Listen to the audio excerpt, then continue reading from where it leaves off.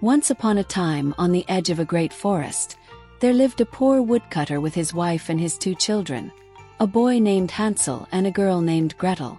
The family had little to eat, and a terrible famine fell upon the land. Late one night, the stepmother said to the woodcutter, "We cannot feed the children any longer. At daybreak tomorrow, we will take them deep into the woods and leave them there." The woodcutter was heartbroken but did not know what else to do, so he sadly obliged. Hansel could not sleep that night.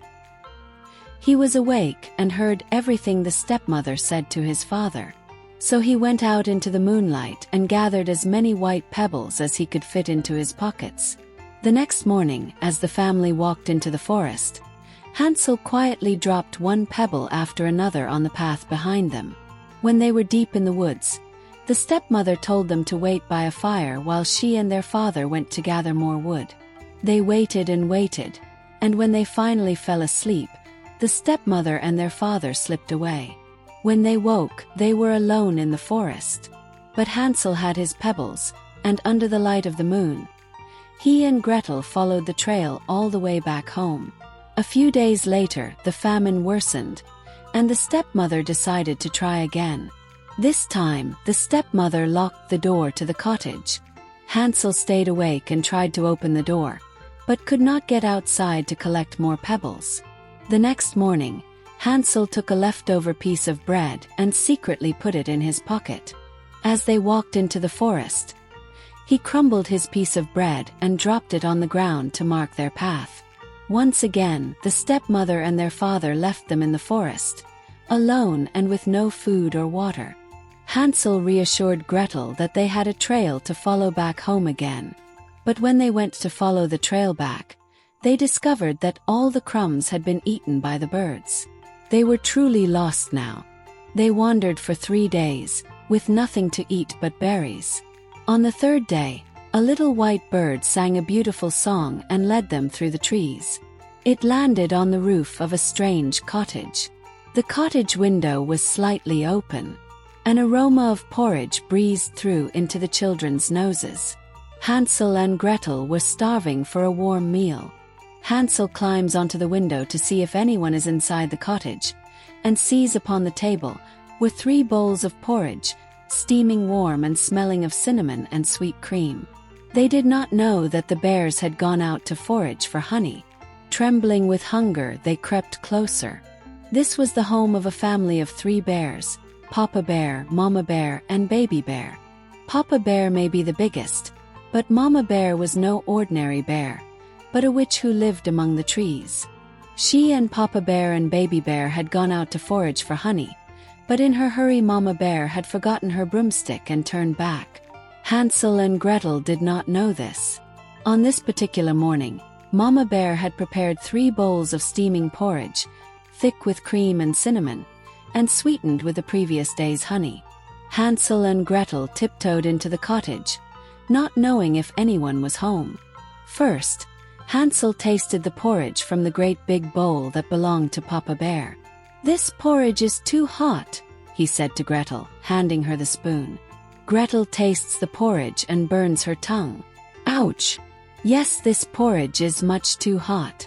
Next, Hansel tasted the porridge from the medium-sized bowl that belonged to Mama Bear. "This porridge is too cold," he said. Gretel gives the porridge a taste and her body shivers. "This porridge is making me cold." Then, Hansel tasted the porridge from the tiny little bowl that belonged to Baby Bear. "This porridge is just right," he said. Gretel takes a bite and smiles. And so Hansel and Gretel ate. Together they finished every drop. Their bellies swelled with a most wonderful fullness. Feeling tired, Hansel and Gretel looked around and saw 3 chairs. First, Hansel sat in the great big chair that belonged to Papa Bear. "This chair is too hard," he said. Next, Gretel sat in the medium-sized chair that belonged to Mama Bear. "This chair is too soft," she said. Then, the both sat in the tiny little chair that belonged to Baby Bear. "This chair is just right," they both said, but as they sat, the chair broke into pieces and Hansel and Gretel fell to the floor. Starting to feeling sleepy, Hansel and Gretel went upstairs. They saw 3 beds. First, Hansel lay down on the great big bed that belonged to Papa Bear. "This bed is too hard," he said. Next, Gretel lay down on the medium-sized bed that belonged to Mama Bear. "This bed is too soft," she said. Then, they both lay down on the tiny little bed that belonged to Baby Bear. "This bed is just right," they said, as they both fell fast asleep. They did not know that a girl named Goldilocks was also on her way to the bear's cottage, intending to eat that very porridge herself. Goldilocks had been visiting the bear family's cottage since she was a little girl, secretly slipping in, drinking their porridge, taking a nap, then skipping back home. She had become familiar with this routine and knew the 3 bears' schedule like the back of her hand. Today, Goldilocks was skipping down a nearby path. She had planned to slip into the bear's cottage to help herself to their porridge. But Hansel and Gretel had beaten her to it. Just as Hansel and Gretel were falling asleep, Mama Bear stepped inside with a step so powerful it shook the whole cottage and woke Hansel and Gretel up. They both came running down the stairs, only to come face to face with Mama Bear, the witch. "Well, well, 2 little thieves in my house," she rumbled. "Who has eaten my porridge? Who has been sitting in my chair? Who was lying in my bed?" She locked Hansel in a small cage and told Gretel, "Get up, girl. Go fetch water and light the fire. You will cook your brother for me to eat." The witch bear intended to fatten Hansel up before she ate him. But even as she fastened the latch, her own belly grumbled without her porridge, and in her great hunger, she decided she could not wait. And so, when Gretel came back with a pot of water, Mama Bear pawed at Gretel and tossed her into the air as Mama Bear opened her maw wide and swallowed Gretel into her throat, and gulped her down with one large swallow. Then Mama Bear turns her eyes upon Hansel, who is still inside the cage.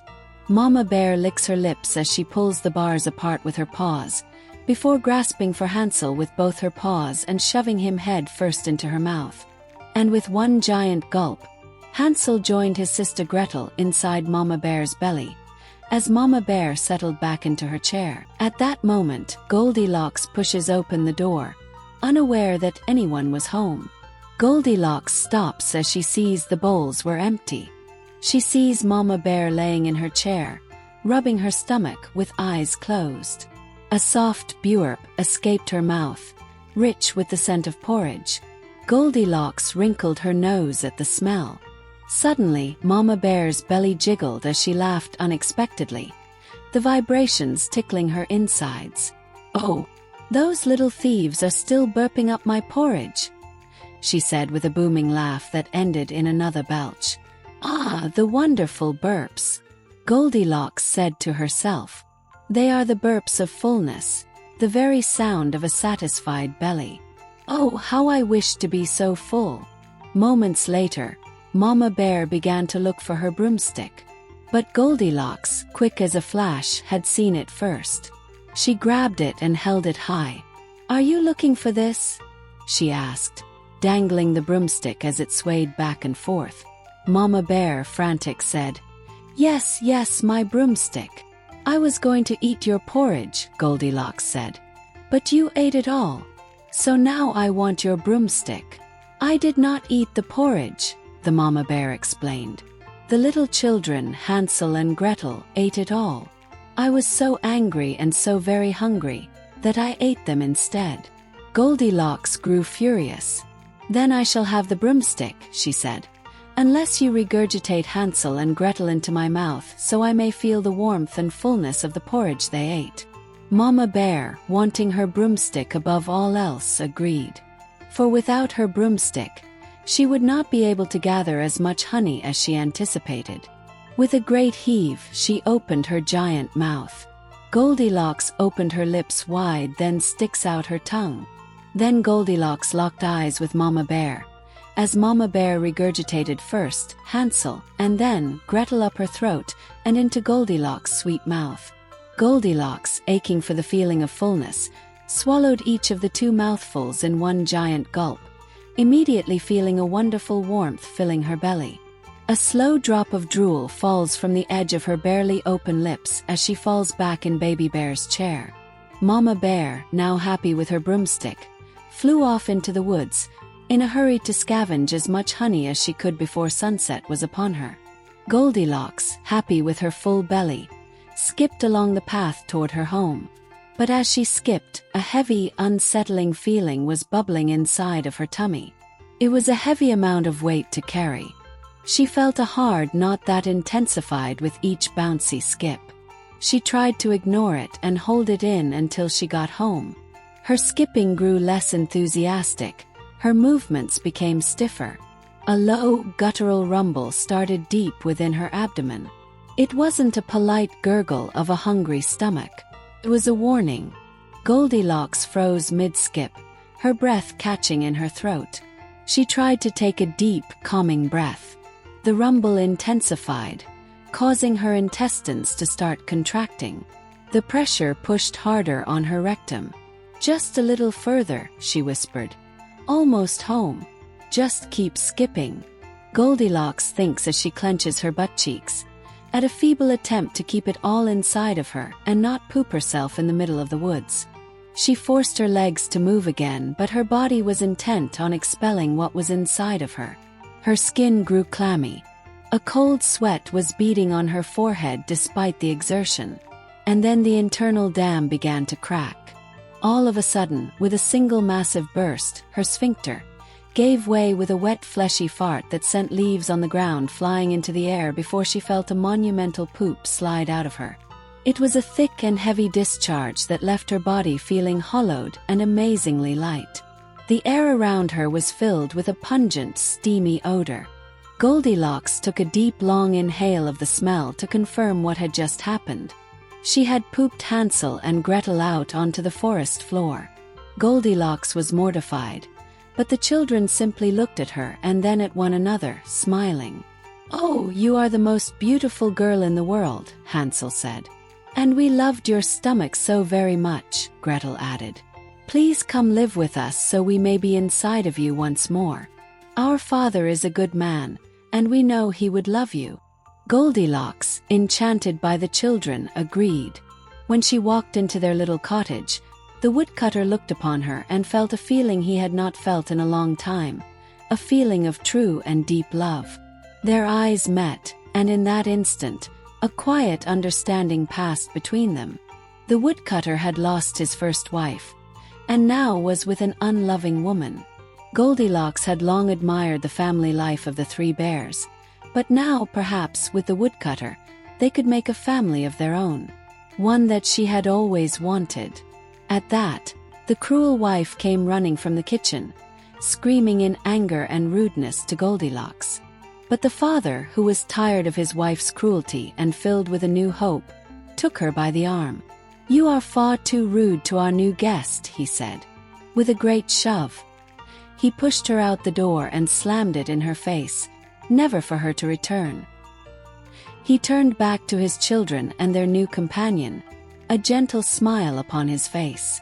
"I think we would make a great family together," he said, taking Goldilocks' hand in his. And they all lived happily ever after. The end.